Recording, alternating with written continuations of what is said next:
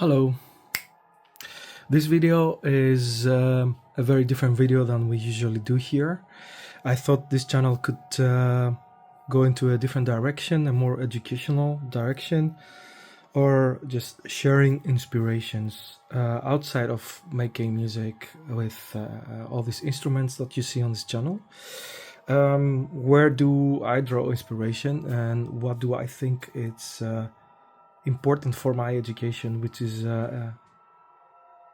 doesn't end. It's constantly being enriched with new ideas and works. So this week I've been immersed with two things that you see on this table. This one you can't see, but this is an incredible edition of this amazing photo in black and white. I don't know if you can see it properly with these lights. I don't have proper lights, obviously, for making videos. But this is, let me see if the back, yeah, you can see the title. Stephanos Vassiliadis and Pyri. I don't know how to pronounce it in English. It's a Greek composer from, these works are from the 70s, 73 and 74. Electronic music composer. This is a very important edition. I think there's a lot of works out there, early electronic music, which probably lost, and I'm grateful to the people who save important documents from that era of music. These two compositions are just incredible. I mean, really inspiring. In the background, I don't know if you can hear it. In the background, I'm playing the second one, which was written for a production of Euripides' tragedy, the Bacchae. The Bacchae. I don't know how you would just Bacchae. I don't know how would you pronounce it in English. I'm really sorry for that. But it is a production for the University of California in 1974. Very interesting composition because it combines electroacoustic music with Greek traditional music from his own collection of archival recordings. So, no, he didn't go online and he found samples somewhere on the internet or ripped YouTube videos. He did his own recordings. He went there with his recorder, which was probably a tape recorder back then, but it doesn't matter. You can take any recorder now, even your phone, and you record it yourself because you make already the selection of the material on the spot, and you will have a different appreciation of the material you have. Secondly, combining it with electroacoustic music for a production, a theater production, is incredible. Like, I think these ancient Greek theater productions could really shine with a new approach, with electronic music added to them in interesting ways, obviously, because they also electronic music can create also that dramatic alien feeling that sometimes you have living in this world. Anyway, the main thing on this record is, of course, an Pyri, the composition in the first part of the record, the side A, translated in fire. It's an incredible composition for tape and contrabass or double bass. It comes out of a tragic event where the composer lost his wife in a car accident, and the title refers to the part in the Bible where it says, "For the day will disclose it, because it is revealed in fire."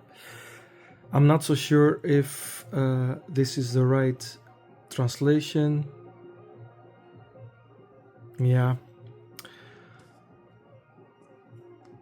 The Greek word is like using the word apocalypse, which it exists in English, but it has a different meaning than reveal. It is revelation. It is a revelation. It is a revelation. I think it's okay because it is revealed in fire. So referring to that what remains after death. Or in the composer's words, man's song creation, you could say song, he means music, the creation of sound, is the only thing that can withstand and overcome destruction. This was his way of dealing with that catastrophic event, obviously, in his life. And I've seen it so many times in music that people are find healing through a creative process. It's incredible, especially in the extreme, more extreme parts of sound. Let's say more noise or metal, or there's a lot of people who find healing in the music. So I recommend this totally. It's an incredible release. I'm not so sure if it's if there are still available copies available. It's from the Holotype Editions, and I've been listening to it. It's stunning that you also hear the stories of how the composer was performing his live, because he would sit behind a mixer to mix in the sounds from the tape, and he would push the volume of the sounds higher and higher in order to make the player, because there was a contrabass player, a double bass player, playing live with this piece, in order to push him to go harder and push his instrument further. I thought this is really resonates with me, this way of presenting electronic music as something urgent and not some kind of like thing you do when you want to chill out or something. This is just terrible. Anyway, another thing, because I don't want to make it very long, like 10 minutes should be okay. This book, I found this book. It was sold out online, so I couldn't find it anywhere, but I was in this festival and there was this record store there and they had the last copy and I got it and I'm really happy. And it comes with 5 CDs. Not very nice packaging for the CDs, I have to say. They're just all in this page, like very easy that they'll fall out. But the documentation is incredible. I mean, you have really good details about every piece here. But also, of course, the book. It's about the Cologne studio and the history of the Cologne studio. And all kinds of stories from in there and beautiful pictures with all this test equipment and early electronic music synthesizers, tape recorders and so. But I found the most interesting part is that you have a comment for each track on the CD, starting from the very early compositions made in that studio. It's very interesting to hear early electronic music as well, made by this test equipment and really just played by hand in order to create variations and different sounds. I found this incredible because it's the most part of the book is this. So it's dedicated in all this composition. So you have a page of information for each composition that you have on CDs, and in between you have stories of people. I haven't read everything yet. I read the beginning story here in the beginning of the book, like the whole history of the studios and how it became also known in a wider public, also in the States as well. And I'm looking forward to read even more stories from people who were there. So this is This is a book I will be having next to my CD player, and I will be listening to each track carefully with the book, like exactly how I visualize the perfect conditions for listening to and studying music and studying sound is to have something that refers to it, have some kind of information that you just read, and then you listen, and then you read, and then you listen, and then it just gets you into that world in a beautiful way. Now, I think this was interesting enough.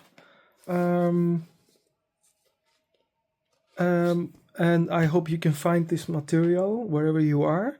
But I find it to be really inspiring, and I'm actually started working on a collage of electronic sounds that I will hopefully.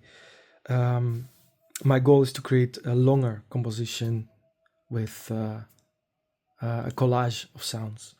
Just like they did in the early electronics, it was all collages of sounds, and there were compositions that there were some composers were making them from before. They were making plans and making structures. I work differently. I work with just gathering the material and then finding the place for the material. And every time I create new material, sound material, I have to find the place for it. And obviously, when I have a lot of material, then I will have to work on the structure as well. But while I'm recording this, it's already like every sound has to find a place already, because maybe it's temporary, but it has a place where I can refer to it. I know it's there, and it could be replaced, and could be I can change the place of it in the composition. But so far it's working really well, because all the sounds that I gather, they usually, every time I sit down with this incredible instrument behind all this, there is a new sound world that reveals to me, that's being revealed to me. And I record multiple sounds who look like each other, so they're like a family of sounds, and then they are like a part of the composition. And then I go to the next one, and I go to the next one, and then I will see the macro structure about all this family of sounds, where they should sit with each other, and how they connect with each other, what is the connecting tissue. Okay, I'll leave you here. I hope it was interesting. Till the next one. Bye.